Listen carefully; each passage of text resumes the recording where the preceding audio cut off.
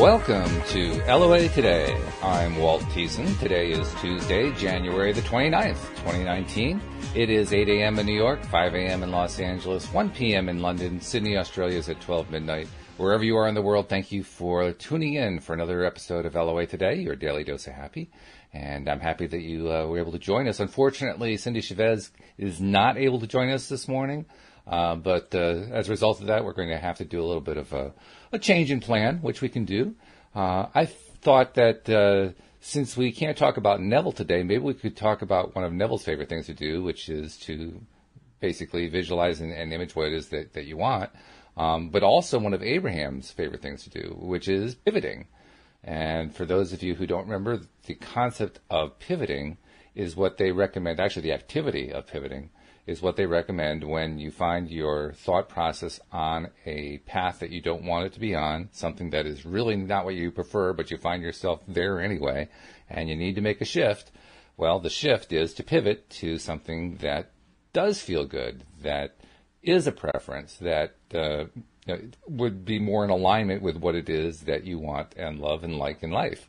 And it's quite the skill. I mean, it's a skill that most of us practice on a fairly regular basis.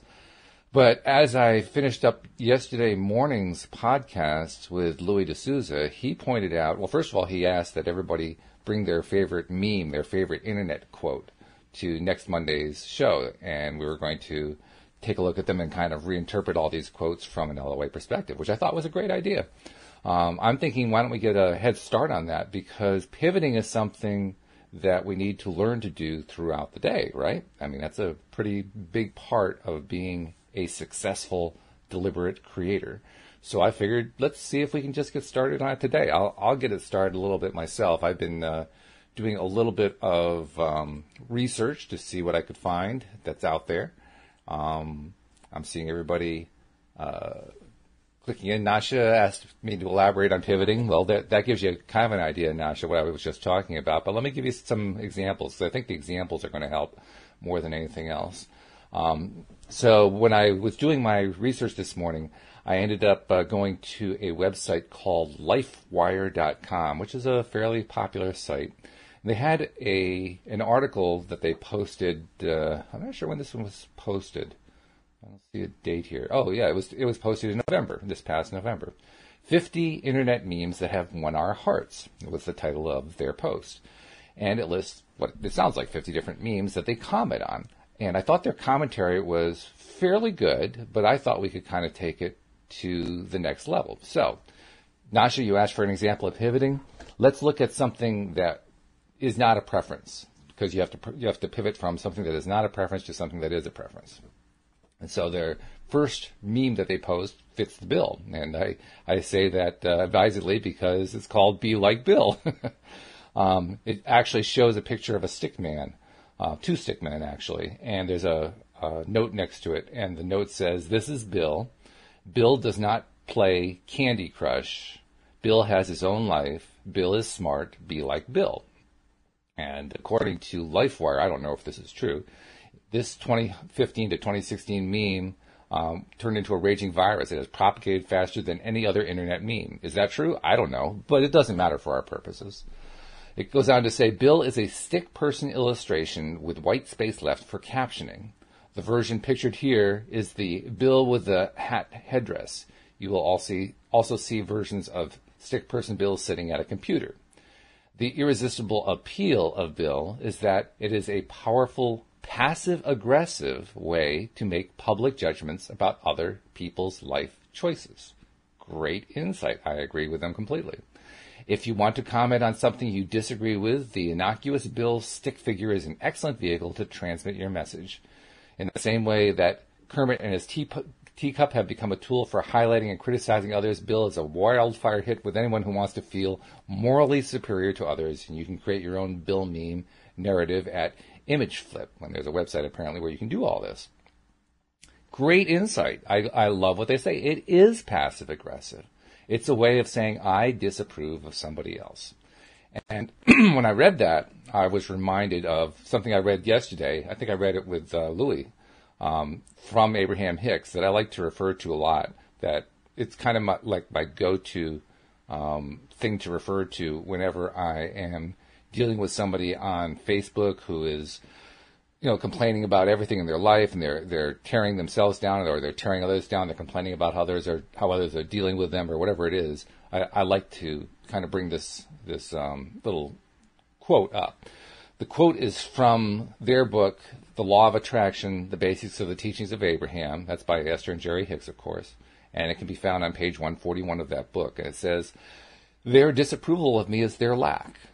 If there are others who see something in you that you do not approve of, most often you see their disapproval reflected back through their eyes, and you feel that you have gone wrong in some way. And we say unto you, it is not your lack, it is theirs. It is their inability to be the allower that brings forth their negative emotion. It's not your imperfection.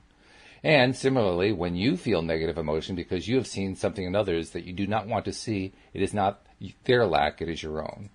Well, that pretty much describes passive-aggressive, doesn't it? That's what a passive-aggressive person does. They're saying, I disapprove of the way that you are living, so I'm going to tell you in this passive-aggressive manner, in the belief that I will cause you to change your ways and see the light.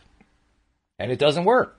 I mean, they're saying themselves, this is the most popular meme on the internet. Whether or not that's true is beside the point. They believe that it's the most popular meme on the internet, and it's not changing anybody's minds. Isn't that an interesting thing? So, from an LOA perspective, how would we pivot? How would we change that meme so that it played out in a way that was perhaps more positive? Well, the first thing we would probably do is just simply mind our own business. I mean, if somebody else wants to play Candy Crush, and I gather that's a video game, I don't really know it, then that's their decision. It's up to them. And, if somebody wants to go a different direction with their life, that's their decision. We have to be willing to let them do their own thing. So I think I'd probably pivot on this one by saying something like, Bill respects other people's choices. End of comment. And that's all Bill has to do, is just respect other people's choices and feel good about it. That's a pivot. That's a pivot for the positive. So, with that concept in mind, Nasha, I hope that was helpful to answer your question. I'm going to ask you guys what kinds of internet memes or quotes that you know of, or stories maybe from your own life, can you share in the comments section of the live stream about ways to pivot, or perhaps ways you have pivoted in your life. And as you're thinking about and choosing something to write about, express it first in terms of the original way you were looking at it, the negative way, the way that didn't feel so good, the non-preferred way, and then follow up with what the preferred way was. So give us the before and after, so to speak. And while you guys are figuring out what it is that you want to add into the comments section, I'll go through a few more of these memes and see what we can come up with. Number 2 is perfect for what we just talked about, because it's the Kermit drinking the tea meme. This particular one says, "No money for food or child support, but you're in line for the new Jordans. But that's none of my business." This is the "but that's none of my business" meme.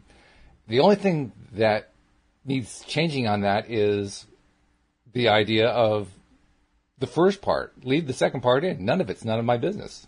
It's all none of my business. If you want to, stand in line, it's none of my business. If you don't want to pay the child support, that's none of my business. If you don't want to do any of that, it's none of my business. You're going to experience whatever you're going to experience anyway out of it. It's not like my opinion is going to make any difference. So let go of it. I'm just going to let go of the fact that you're choosing to not pay the child support.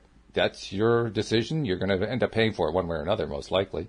But I'm not going to worry about it. I'm just not going to pay attention to it. I probably will just drink my tea.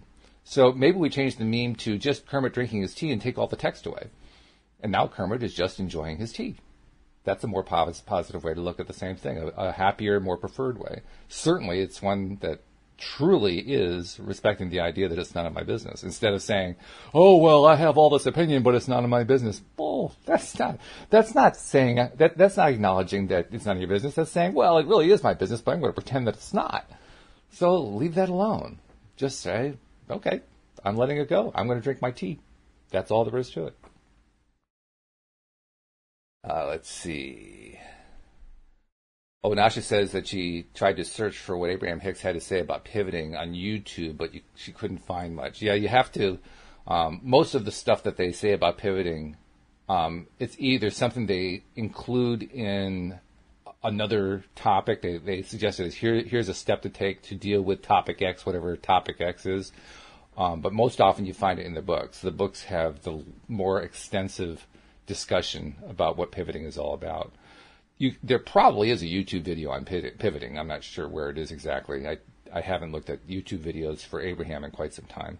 But don't worry about the fact that it's not on YouTube. Just practice the fact itself. It's a very simple thing to practice. You pick something that you've been focusing on, that you know you're focusing on the wrong side, something that doesn't feel good to you, something that perhaps is, I don't know, you're trying to take responsibility for somebody else's actions, or trying to take responsibility for helping them see the light, or, it could be almost anything, all kinds of stuff. But you find something where you're not feeling good about the situation, and then you turn it around to what feels good. Usually, too, the thing about pivoting is it's usually recommended by Abraham whenever someone is stuck. You know how we can be stuck on, we're in a bad place. My boss hates me, and I'm stuck on my boss hates me, or I'm stuck on my spouse and I are arguing all the time, or I'm stuck on, I can't seem to get the job I'm looking for, or I'm stuck on, my health is deteriorating. I'm stuck on something. Those are the things that Abraham usually recommends pivoting from, to change the story, to change the way we're thinking and talking about whatever it is. So you really don't need to see a video in order to study pivoting. Just pick something from your own life. Pick something that you've experienced, that, sometimes you've been in some place where you've been stuck in some way.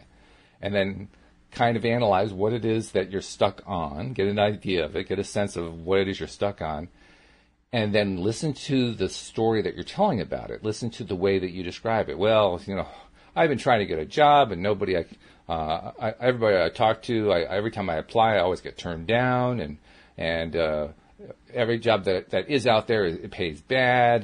It's one bad comment after another. It's one comment after another about, I don't like this, I don't like this, I don't like this, I don't like this. And what you want to do is find that kind of thing that you've been telling yourself, and then rewrite the story. So instead of, I can't find a job, everything works out bad, the bosses don't like me, nobody wants to hire me, the pay is bad, turn it into, I am so excited that I'm going to find a job that I really love. That job is on its way, and it's a job that's going to fit me to a T. In fact, I'm going to excel at it. Change the storyline. By changing the storyline, we also create a better feeling place. And in the process of creating that better feeling place in our minds, it becomes true in reality. The Abraham point is you can't really change that until you change the storyline. That's what the pivoting is all about. The pivot is going from the storyline that's working against us to the storyline that works in our favor.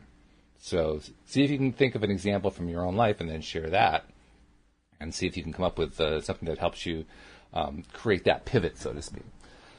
So let's see what else LifeWire has here. Well, this is the things that people can find to get negative about continue to astonish me. I have to say. This Star Wars series has a character named Kylo Ren, who's kind of a bad guy. And he apparently, in the episode 7, invented a new tri-lightsaber. The lightsaber was the sword, the energy sword that the Star Wars characters, the Jedi use particularly. In this case, also the Sith characters use them as well.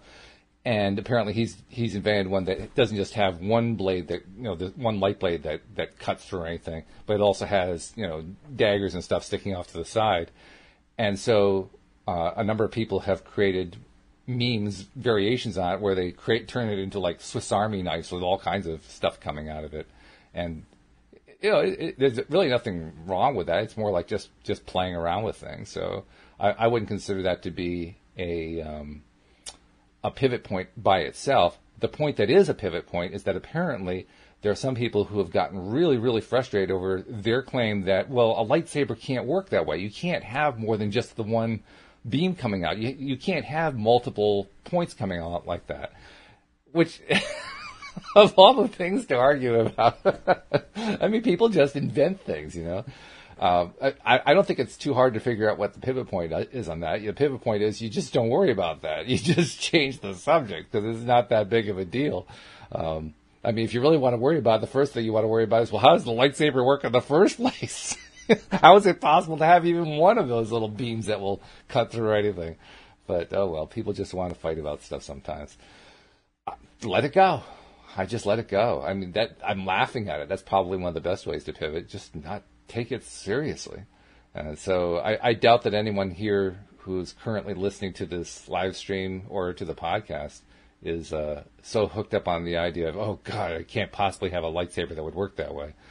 But if you are, just change the subject. You're just not doing yourself any favor by thinking about it that way.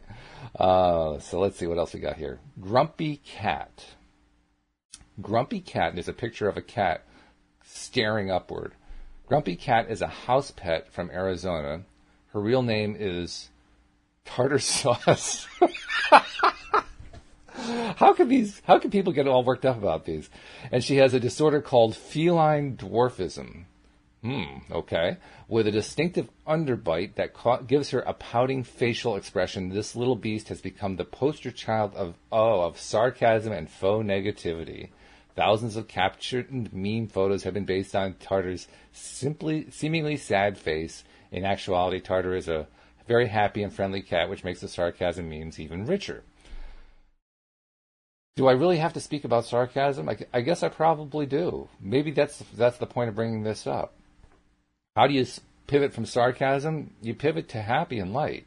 But let's talk for a moment about sarcasm and what sarcasm does. Sarcasm is a way of being negative while pretending that you're not negative. It falls into the passive-aggressive category. And what people don't realize, first of all, most people who engage in sarcasm, or sarcasm in this case, they don't realize that they're being negative. Which sounds kind of strange, but that's been my experience. People who engage in sarcasm don't realize they're focusing on what they don't want. But they are, because the purpose of their sarcasm is to pass some sort of judgment on the things that they don't like and don't want. And so they're spending all the time that they're engaging in sarcasm focusing on things that they don't want. The solution is to give up being sarcastic. And that, if it's a long-standing habit, that can take some time. I know for a fact because I had that habit. Louise and I were actually talking about that just yesterday. But sarcasm is a habit that, basically because it's so ingrained, first you have to notice that you're doing it. Second, once you notice that you're doing it, you have to be committed to, well, I'm not going to do that anymore. So you, as soon as you notice yourself starting to say something sarcastic, what I found I had to do is I had to just kind of stop myself and say, oops, nope, I don't want to go down that road. That's just a rabbit hole to negativity. So take whatever the topic is and express it in a positive form. So let's see, there's like an infinite number of ways that people can be sarcastic. And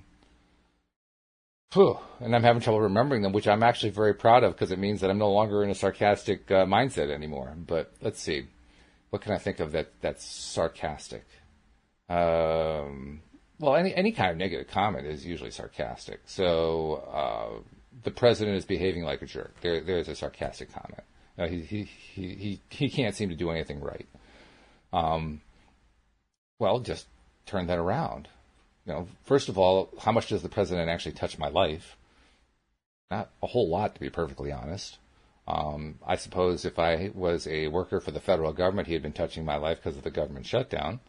But even then, it's not like I have to be focused on him. I can take my focus off of him.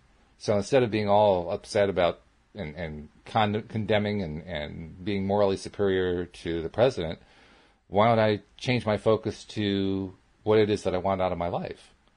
If I'm a federal government worker and I'm, for a time there I was without a paycheck. They have since gotten their paychecks this week anyway. They're getting their paychecks, their back pay. Well, I think I focus on that first of all. Hey, I'm getting my back pay. Cool. I'm caught up again. I can pay the bills. This is all a very good thing. And the second thing I can do is not think about the president. I mean, if there's anybody in the world who does not need to have someone or to have the world focus on him, it's President Trump. He craves it. He looks for he starts fights for the purpose of getting attention. He will do anything. He will be as negative as he needs to be. He will start fights. He will continue fights. He will create fights. He will do everything he can to fight to get attention. He will say the most outrageous things. He will say offensive things. He will say racist things. He will say all kinds of stuff just to get the attention. Louise, my wife, pointed out the day he got elected president, how you defeat President Trump. I don't mean defeat him at the voting booth. I mean, how do you defeat him in life? You defeat him by not paying any attention to him. Most people, unfortunately, in the United States who are in the field of politics haven't mastered that trick. They haven't mastered the trick of not paying attention. But if they did, Trump would be in a bad place because he depends for his energy on people giving him a negative attention. Well, just don't give him the negative attention. And better yet, while you're not giving him negative attention, what you're really doing is giving positive attention to what it is that you do want. What is it that you do prefer? What is it that you do want to have happen in your life? People who get involved in politics think they're solving problems, but they actually aren't. They're actually exacerbating problems for the most part. So change your mindset around. If you're in politics, focus on... Here's a real test for somebody who's in politics. Describe an issue, any issue of your choice, in terms of what you want and not in terms of what you don't want. So if your thing is the environment, see if you can describe the environment in terms of what you want. I guarantee you, most people who try this will say, well, what I want is to stop global warming. What I want is to stop pollution. What I want to do is to stop government polluters. Those are all things that you don't want. You're saying, well, I don't want them, but remember, the universe doesn't remember don't. It doesn't remember no. All it remembers is, pollution, global warming, all the things that you don't want. So turn around to what you do want. This is a hard thing for most political operatives to do. It's actually fairly simple. If what you want is a clean environment, then say you want a clean environment. If what you want is a well-rounded ecoculture, well, then say you want a well-rounded ecoculture. If what you want is a healthy air supply and a healthy water supply, then say you want a healthy air supply and a healthy water supply. If what you want is climate that stays in a healthy range for human beings, then say you want climate that stays in a healthy range for human beings. That's how you focus on what you want. But of course, that's not what political operatives want to do. They want to focus on what they don't want and what everybody doesn't want because that's how they think they're going to get the votes. They don't realize they're also undermining their own positions when they do so. Pivot to what you want. Stay off of what you don't want. Doesn't do you any good. Shelley says, I can't give up on sarcasm. It's too fun. Well, I'll tell you what, Shelley, if it really is fun, then by all means, that's a preference. That's saying, yes, I like that. I am enjoying that. So if you really are enjoying it, then great.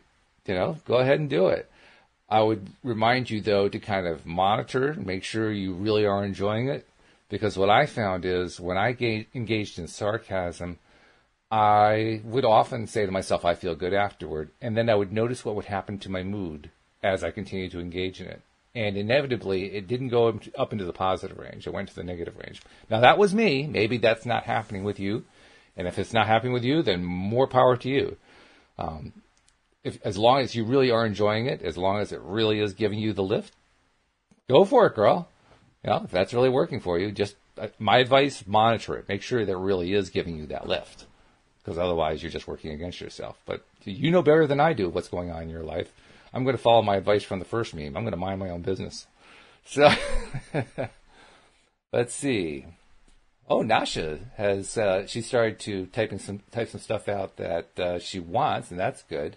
I want enough water. I want the world weather to go back to normal. I want a healthy earth there. Yeah, good stuff. All right. Way to go. All right. I don't really see... I see a lot of people saying that I'm right. That's good. I'm glad to see that. I'm not seeing anybody coming up with examples. Oh, here we go. For pivoting, Suraj says, I think getting out of your comfort zone and get into your vortex will be a good solution. Okay, well, you're certainly expressing a preference there. That's good. Let's see. Shelley, I picture myself letting go of the oars when I'm pushing too hard on something. Yeah, that's the classic Abraham example, isn't it? You're riding in the boat on the river, and the human tendency is to start paddling and paddling and paddling and paddling, trying to get upstream because we believe that's where our goals are, that's where our dreams are, the things that we're trying to attract. But this metaphorical stream of the law of attraction actually works the other way, because everything that we want, it turns out, is downstream. So the best thing to do is to stop paddling. The boat will turn itself around and go floating downstream to where all of our dreams and desires are. And their point is, we tend to effort a lot. We human beings, we tend to start off with anything that we want with trying to figure out how we're going to do it, how we're going to get there. And that process of how are we going to get there, how are we going to do it, is a process that ultimately defeats us because we usually, most of us, don't get ourselves into alignment, into that good feeling place before we do anything. So we don't take what's known as inspired action. We just simply take action because that's what we've been taught to do. And the metaphor of the rowboat with the oars that you're pulling in is basically don't take the action unless that action is to focus on what it is you want, how is it that you feel, what's going on internally, to take the mental inside action. That's the only real action that you should be taking. That's pulling the oars in. Excuse me. So, yeah, good point. That is a key idea where pivoting is concerned, because you've got to be able to let go of the doing part in order to pivot. So much doing has to do with focusing on what we don't want and then trying to do our way out of it, which doesn't work. So, yep, good point, Shelley. I like that. So, what else we got going here?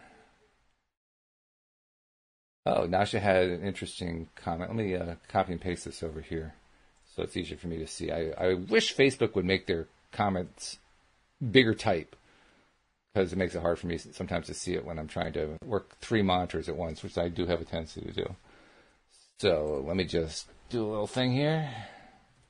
He says, I just realized last night while I was listening to some speaker, I realized how often we tend to think what we don't want. It's like in our comfort zone, so we ought to keep on checking ourselves. Yeah, exactly what I was just talking about. Exactly right. And let's see, Suraj also has a comment here, which is fairly lengthy, so I'm going to do a little copy and paste, if I can get the mouse to work. And Suraj says, oh, he wants to share his experience about segment intending. After practicing it, he implemented it in his work schedule. And so I guess this is what he's intending for his work schedule. 8 hours of work daily in the office. He says he's segmenting it into 4 parts, 2 hours per segment. And he says it literally works for him. Now he's able to complete his 8 hours of work in 5 hours. Very good. He's still practicing it. This is his first experience about segment intending. Well, you're off to a good start. That's very good. Couple of thoughts you might want to take on board. How you segment intend is entirely up to you, because it's going to be very different and very individual for everybody. My recommendation is take a little more pressure off yourself. Don't force it to have to be 2-hour segments. I mean, if they turn out to be 2-hour segments, great. No, fine. But don't try to artificially make them 2-hour segments. Make them whatever they are. You know what the next thing is you're going to do. So if you're at the office and the next thing you're going to do is to, answer some emails from customers or something, then just make that your next segment. Don't worry about how long it's going to take. Just that's your next segment. It takes whatever it takes. And I think you're getting the right results. If you're turning an 8-hour day into 5 hours of work, you're definitely on the right track. I would just say take a little more pressure off yourself. Don't feel like you have to break it up into 2-hour segments. It can be whatever segment length it is. And I don't even think about it in terms of how long the segment's going to be. I just think, what's the next one, and focus on that. And how do I want that how do I want that segment to play out? But good job. Very good job. I mean, the fact, first of all, that you're applying it in your day, that's something that most people don't even try to do. So congratulations for doing that.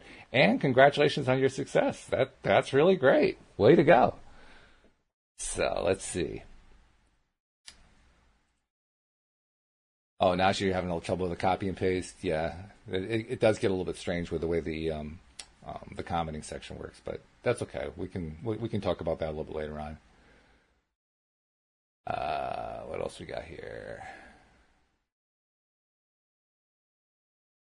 Okay, nothing really new there. So I'm just going to go back to some of my examples. I saw an example in one of the Facebook Law of Attraction groups this morning, and this is a really good example for pivoting. Woman writes in and she says, "Hey guys, I don't usually do this, but can you send me positive vibes to my sister?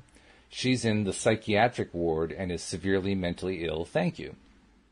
And as soon as I read that, well, first of all, I'd already decided that we were going to do this thing on pivoting today. And I thought to myself, boy, it's a great opportunity for pivoting, because what's she doing? She's telling the story that I'm sure she thinks of it as the real story, the true story. But in fact, it's the story that she doesn't want to tell, or at least keep telling over and over again. Her sister's in a psychiatric ward. She's severely mentally ill. She needs positive vibes because she's in a bad place. Well, that's a negative story. Sure, she needs to lay out, yes, this is what's going on, this is what I need help with. But what I would recommend to her is follow that up with, here's what my new story is. My new story is she's healing. My sister's healing. She's getting better. She can be happy. She's improving. I love her. And every moment of every day, she's getting better and better and better. Change the story. That's a pivot. Pivoting away from she is a victim of mental illness in a psychiatric ward to she is a healing human being who is becoming healthier and more higher vibration and more in balance, and I love her so much. Different story entirely. That's like classic pivoting right there. So there's a good example. Let's see. There's another one I had here too. Let's see if I can find it. Oh, well, Joel actually published something, which was a good one, and I wanted to point something out about it.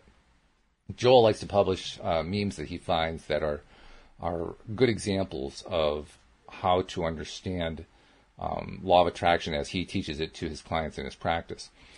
This particular meme has a background of looks like lake water, but it's kind of a dark blue background. So basically you see the words that are superimposed on it more than you see the background. But the words say, every positive change in your life begins with a clear, unequivocal decision that you're going to either do something or stop doing something. And the reason I wanted to point out this particular meme that Joel published is Joel is very much a person who talks about doing, which kind of flies in the face of what Abraham was talking about. It sounds like Abraham saying, well, no, you don't want to be a doer, you want to be an aligner. And Joel and I actually had a conversation about this one time, and he admits that what he teaches is a little bit different from what Abraham teaches. But the point I want to make is what he teaches actually isn't all that different. And the reason I say that is, and I can actually point to it in this particular quote, even when he's advocating to his clients that they take action or decide that they're either going to do something or to stop doing something, when he's doing that, he is also either overtly or covertly urging them to get into alignment at the same time or immediately afterward. And the clue in his quote here is, every positive change in your life begins with a clear, unequivocal decision. A decision that you're going to either do something or to stop doing something. The decision is the key part where Joel is concerned. This is where you have to understand Joel talk, so to speak. Because that decision, in his mind, is not a hard, cold decision about, well, I got to take some action. It's a decision about getting into alignment. He thinks about deciding to do something as an aligning opportunity, as an aligning activity. So even though his memes have a tendency to activate and to advocate taking action, inevitably when you look closer, when you look deeper, you find what he's really saying is take action as you're getting yourself into alignment. It's just the way he says it is different from the way Abraham says it. And I point that out because it isn't really a case of pivoting directly. It's more a case of realizing that the Abraham concept is a great concept. Letting go of the oars, letting the boat take you downstream. But also recognizing that is a decision you have to make. You have to decide to let in the oars. You have to decide to go downstream. You have to decide to let the universe deliver to you what it's going to deliver to you based on what you've been focusing on in your most positive and preferred way. And when we do that, that's like the best action we can take. It's to make the decision. It's a mental choice. It's a mental operation, choosing to focus on what it is that feels good to us. That's really what it all comes down to. So I just wanted to point that out. Let's see, what else do we have from that LifeWire article? Some of these memes, I have to say, are pretty wild. It makes me wonder, are there a whole bunch of people who have nothing better to do than come up with these really crazy memes? But apparently that's true. Let's see. Links to... I don't even know what this is all about. Apparently there is a singer, I think it is, named Rick Astley. I have no idea who he is. And this prankster has come up with this concept called Rickrolling someone, based on this Rick Astley. I'm not sure what it's all about. It says, this prankster meme refuses to die. Rickrolling is when someone pretends to send critical business email links in emails, but they actually send links to Rick Astley music videos from the 1980s. I don't understand what's motivating some people. Like, what they're getting their jollies out of this? I don't know what they're doing. I don't understand what their purpose is. So I can't even comment on what the pivot is because I don't know what they want. I don't know what they want. I don't know what they don't want. All I know is they're directing people to... I don't understand. That's crazy. I think I'll skip that one. What the heck? What are these people thinking? Let's see. What else do we have in here? Boys, there are just a lot of people who are trying so hard to find a way to feel good. It's really interesting to look at, and it's kind of encouraging too. They're sending out these memes that they think are just going to make them feel good, and that's a good part. Whether or not they're actually making them feel good is another question. I don't know the answer, but I give them credit for sending out stuff that they think is going to make them feel good.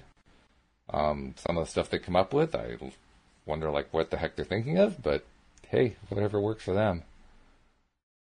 Gas pump karaoke prank. The smile-inducing prank has become a viral hit. The prankster is a phone newscaster on a gas pump TV. Jeez. He starts a conversation with Will and Monica Sims, two California customers filling up their minivan. The conversation turns into an impromptu singing performance with Will and Monica performing songs from the 1980s. It's a terrific example of human talent and infectious spirit, and if you're like most viewers, you will cheer and clap during this delightful video. So, taking advantage of the fact that here in the U.S., when you go to the gas pumps, many gas stations have a little video camera there so you can talk to the operator inside. They've turned that into an opportunity to do impromptu entertainment. Okay, well, hey, they're having fun. Good for them. That's not something that needs a pivot. I don't think that is a pivot. That's pivoting away from, just dealing with a mundane task of filling up the gas tank in your car. Oh my goodness, that's funny. What do we have over here? Just a lot of commentary. Nothing really. Nobody seems to have any ideas about their own pivots, which is interesting. I wonder why that is. Is it because we're not used to pivoting a lot? Because I find that the more pivoting I do, the easier it is for me to come up with examples. I was doing a lot of pivoting, for instance, on Sunday. Anyone listening to the podcast yesterday knew that Sunday was a tough day for me. I was having a hard time getting into that positive space. And practically every hour, it felt like I was finding myself in a place where I needed to pivot. So Probably the most common pivot I dealt with throughout the day was, I'm not feeling good right now. Well, I got to turn that story around. So I have a lot of things to feel good about. That pivot happened more than anything else. And usually I went to the basics.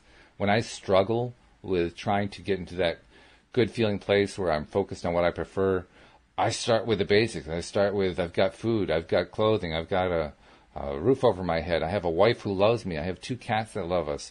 I have these basic things that I can count on in my life. And I did that a lot on Sunday. I went to that pivot, I don't know, 15, 20 times throughout the day because I needed to so much. But, when you don't have another place to go, you pivot to your basic. And that's what I found anyway. I have a few basics that I always can count on to just, if I can't think of anything else, then I pivot to my basics. So the fact that I don't see a whole lot of pivot stories in there makes me wonder, how much are you guys pivoting? Are you guys pivoting throughout your day? Are you maybe you're not experiencing any kind of downtime? Maybe you're not experiencing any kind of focusing on the wrong stuff time. If that's the case, then maybe you should be doing this podcast because I need to learn from you. But if you are dealing with negative stuff that you don't like, and you're not pivoting as much, maybe you should consider doing it some more. It actually does help quite a bit. It's up to you. Let's see. Oh, it looks like Shelley is explaining pivoting to Sarah. That's good. Because she pivots all day, every day. Yeah, absolutely. I'm with you, Shelley. I'm with you. Yep. So, all right. Well, I'm going to just see if I can find any more pivot examples. If you guys aren't going to come up with any, I'd like to see what you guys have that you come up with in your life. I mean, Shelley, you mentioned you pivot all day long. Can you think of any pivots that you've done in the last 24 hours that you can share that would be useful for people to know about? Suraj says, pivoting means pulling your own leg. Well, it can mean that. I mean, it's really changing to whatever it makes you feel good. But if pulling your own leg makes you feel good, then fine. Go ahead and pull your own leg. Nothing wrong with that. Oh, let's see. What do we have here? Good guy Greg. Microwaving at midnight when everyone is asleep. Opens it with 1 second left so it doesn't beep. Okay, well, that's, there's a certain degree of being respectful toward others who are sleeping. That's good. I'm not really quite sure what the point is of the meme, but hey, good on you. Things people think of. The spinning ballerina illusion. This mesmerizing optical illusion was created by graphic designer Nobuyuki Kayahara. It has fascinated readers across the globe since 2007. Is this dancer standing on her left foot and spinning clockwise, or is she standing on her right foot and spinning the other way? Oh, I see. It's an optical illusion thing. Yeah, like right now it looks like she's spinning to the left. Let's see. Can I also see it from the other way around, spinning to the right? I'm only seeing it spinning to the left. Well, it's a way to amuse yourself, I guess. Interesting thing about all of these memes, and it just occurred to me, I wanted to point it out. All of them involve looking outside of ourselves to feel better. Nothing wrong with that necessarily, but I also want to point out it's also better when we can look inside ourselves to feel better. So often we are in the habit of expecting outside circumstances to turn things around for us, and that's certainly a valuable thing to do when you're not feeling good, when you're out of alignment. It's a nice quick fix. But I also would recommend, and this is something I'm trying to work on in my own life, I recommend trying to find ways to look inside for feeling good. We have this direct connection to source energy, to my higher Walt or my inner Walt. We all have that connection, and that connection can be, if we choose to connect to it and to notice it and to communicate along it and so forth, that can actually be a powerful source for feeling better, for choosing and preferring, emphasizing the things that we prefer over the things that we don't prefer. So memes are great in the sense that if we use them for feeling better, then great. if they really do make us feel better. But let's also remember we can look inside. That's what meditation's about. That's what mirror exercises are about. That's what any of the internal focus processes that we can do are all about. So, I mean, I recommend spending more time on that. I think it's actually very valuable to make that internal connection, because the more that we get good at that, the less often we fall into those I'm stuck traps. You know what I mean? We don't end up there as often, because stuckness happens inside. You know, when we're stuck on something, we're stuck inside. It's not like we're stuck outside. We're stuck inside. Internally, we're feeling stuck on something. Well, if we're used to focusing internally on feeling good, we're going to get stuck a lot less often. So I think it's a great strategy to focus more on what makes me feel good inside. And the more I learn to do that, the less often I get stuck on things. I mean, this past Sunday was an exception, but it was a rare exception. That hasn't happened in quite some time. It's been months since I experienced that. I couldn't even tell you how long it's been. And I think it's because I've been, through the podcast and what we talk about on the podcast, I've been learning to focus more and more internally. So I recommend that. I still don't see anything really new. Oh, let's see. Sarah just posted something. What did Sarah say? Oh, I think she shared a pivot. Let's see what this is all about. So I'm going to copy this into my little text document so I can see it a little bit easier. All right. Sarah says, I find I need to do this when I've had a busy day and my mind is running away with me, and I need to take back control of my thought process and be in the now. So to become aware of the moment, I tend to pivot to get me back into the moment, as sometimes when I'm so busy, my mind just runs away with me. Sometimes I find that my subconscious mind has been thinking so hard about nonsense that I forget about the moment for a long period of time. That's true. That's when you want to do pivoting. That is exactly the time to do pivoting.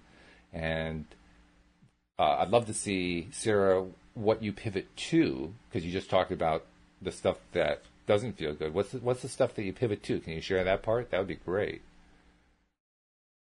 Suraj and Shelley also have some good stuff here. Let's see what they've got. So a little copy and paste action. And okay, so Suraj says, yes, memes and sarcasm are good up to a point, but be sure you are not hurting someone's feelings or not hurting them, because there are lots of people who can take it personally. That's true. That's true. It's actually more about making sure that you feel good about it, but that is a part about feeling good, isn't it? How we treat other people directly impacts how we feel about ourselves. So I agree with you. Yeah, make sure that you're doing it. Whatever stuff you're engaging in to help you feel better, make sure that you're doing it from your highest position, from your position that feels best. I agree completely. And then Shelley says, I pivoted this morning. Good. Let's hear what it's about. She says, we are looking at starting a new business. Good for you. We're going to need some warehouse space. So how is it going to show up? How is it going to happen?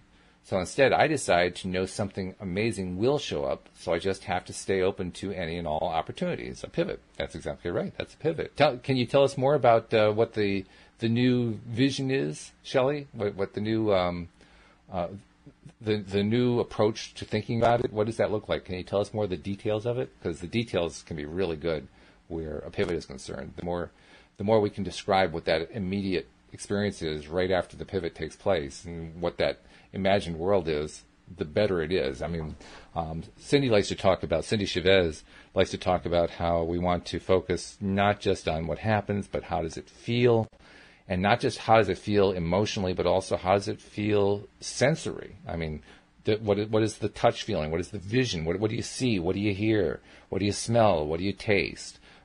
Engage all the senses in the vision that you want to have happen. So I'd love to hear anything that you can share about what the total experience would be using all of our feelings, both our emotional feelings and our sensory feelings. Anything that you can tell about that would really help to illustrate how a pivot works. But I like what you came up with. What you came up with is really great. Excellent. So let's see, what else we got going on here? The double rainbow. You'd swear the cameraman was on some kind of acid trip when he shot his video. Oh, I see. We got a picture of a guy with a camera in his hands, and he's got this rainbow behind him. But the cameraman claims he was having a spiritual experience at the sight of this Yosemite Park rainbow. People have flocked to his YouTube page to leave comments. Take a look for yourself and decide if his home video is just an act or a sincere life experience. Well, hey, if you're going to, post something for the purpose of feeling good, that's a good one, I have to say. I don't know whether or not he faked it, but if you're going to focus on something, why not focus on something that feels good like a rainbow? Rainbows are beautiful. I love that. That's really, really good. Almost doesn't matter whether he's faking it because he's focusing on what he wants, on what he likes. That's more important than anything. We've got a couple of comments from Sarah and Shelley. So let me bring those over to my text window and see what they have to say. First we have Sarah saying, I think about my healthy mind. This is her pivot. She had talked before about how she came home from a busy day and she needs to take control of her thought process because her mind's been kind of running away with her. And I asked her, what do you think about instead? Instead, she says, I think about my healthy mind and body, my grandcha's health. I'm not sure what grandcha is, grandfather, grandmother, something like that. And my whole family's. All my animals are happy and healthy. I always try to give in some way, so I'm grateful that I can give.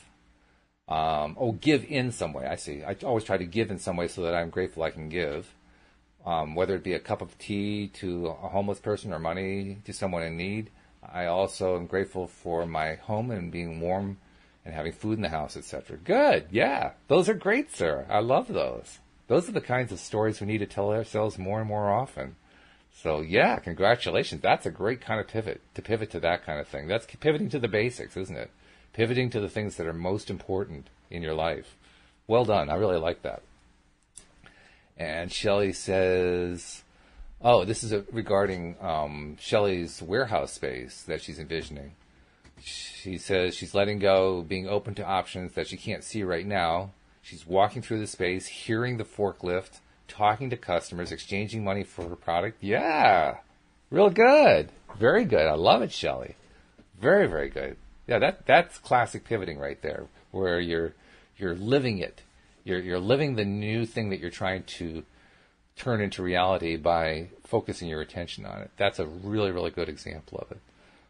And the funny thing is, it really does work. It really does produce. It doesn't necessarily produce the way we think it's going to produce. It produces in the way that the universe can deliver a solution to us quickest and in the easiest way. The path of least resistance, so-called.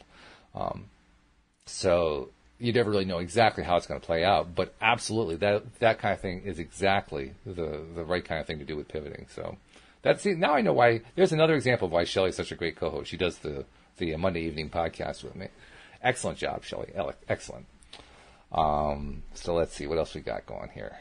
Epic fails. I hate those. I just don't do those at all. So I'm going to skip epic fails. I will say this about an epic fail. Epic fails are another passive aggressive thing. It's a way of making fun of somebody else having something go wrong. And I'm just not into that. It doesn't feel good. It doesn't feel happy. It doesn't leave me in a better place. It usually makes me feel worse after I've seen one of these epic fail videos or pictures or texts or whatever, or memes.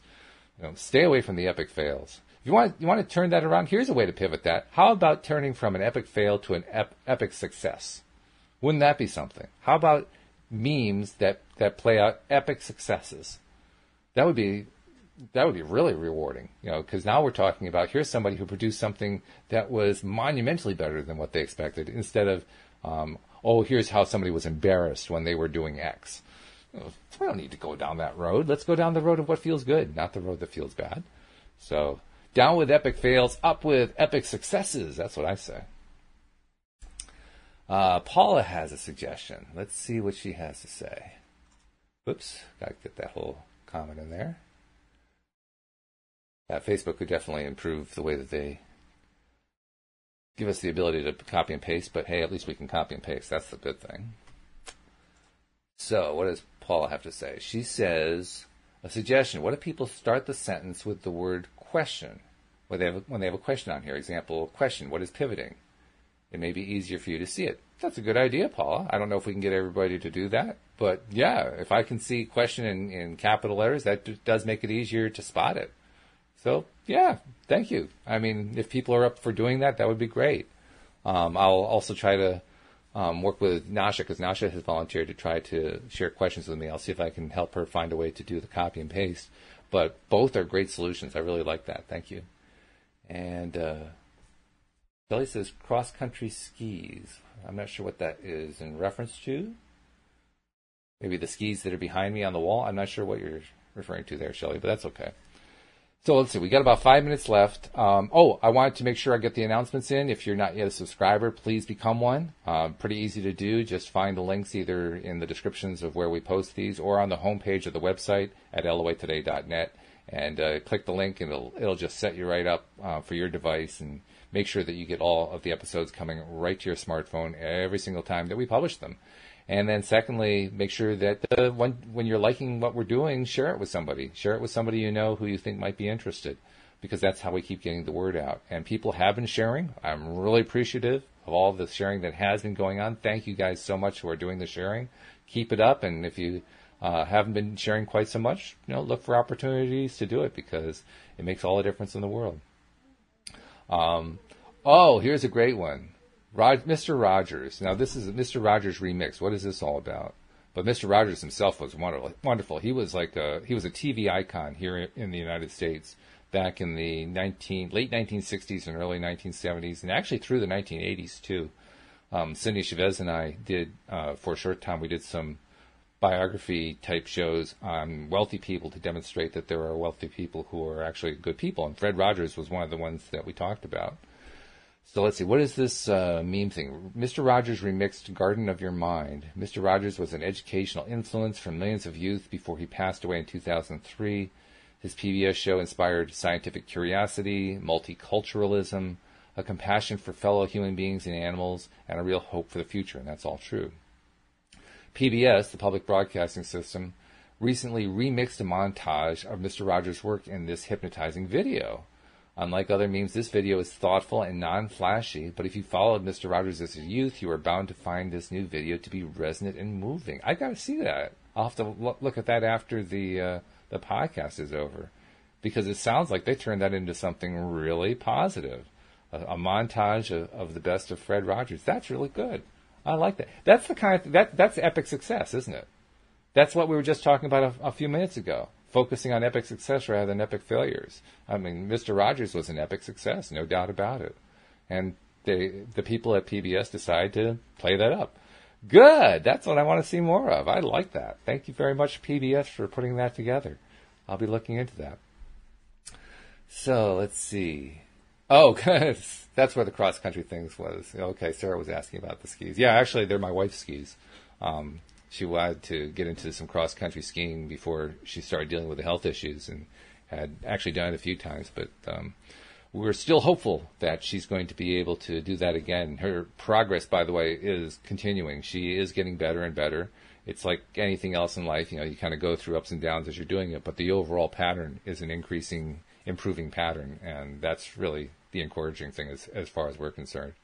And I want to thank everybody. She also wants me to thank everybody who's been sending good wishes her way about her health and the improving health, and we really appreciate it very, very much.